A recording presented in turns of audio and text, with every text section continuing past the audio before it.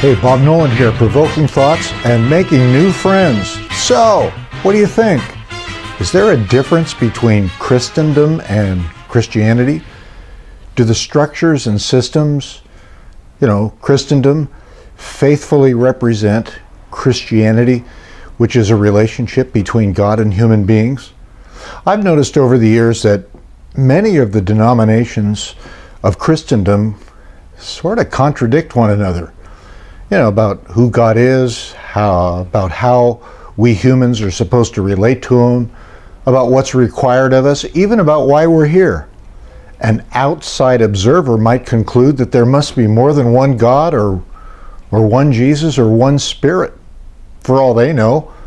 I think many persons know intuitively that there is corruption in politics. You think?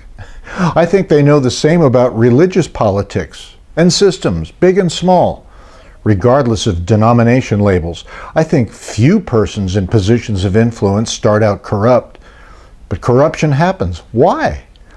Because the systems and structures require compromises and a few traditional doctrines to be able to continue.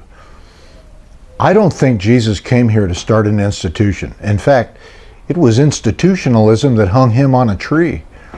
He seemed to get along better with regular people than with organized religion. I wonder how he'd fare with Christendom today. I haven't fared that well with it.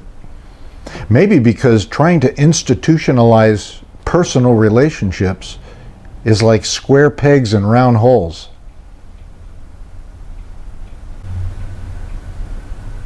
I think the spirit of Jesus Christ and Christianity are still trying to liberate good people from bad religion. Charlene and I happen to be two of them. Sadly, many folks have so connected Christendom with Christianity that when they walk away from Christendom, organized stuff, they think they necessarily have to walk away from Christ himself.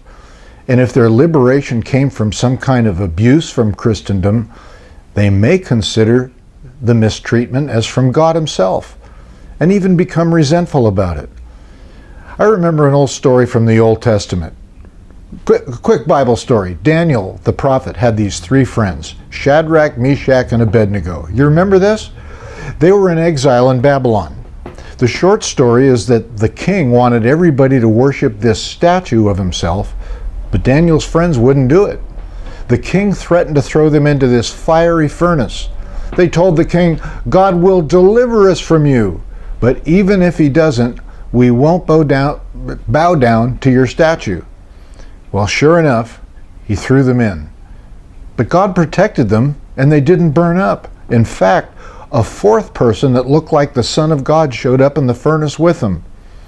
Well, my point is that when they came out, their clothes were not burned either, and they didn't even smell like smoke. When you're mistreated by politics or religion or even family feuds, it's hard to not stink.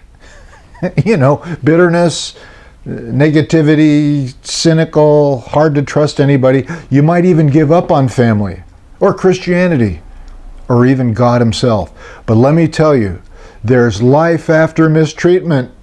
And if you can take your bad experiences with, behavior, betrayal, even bad teachings, you might, like Martin Luther, turn your nightmares into encouragement for other weary travelers in this thing called Christianity.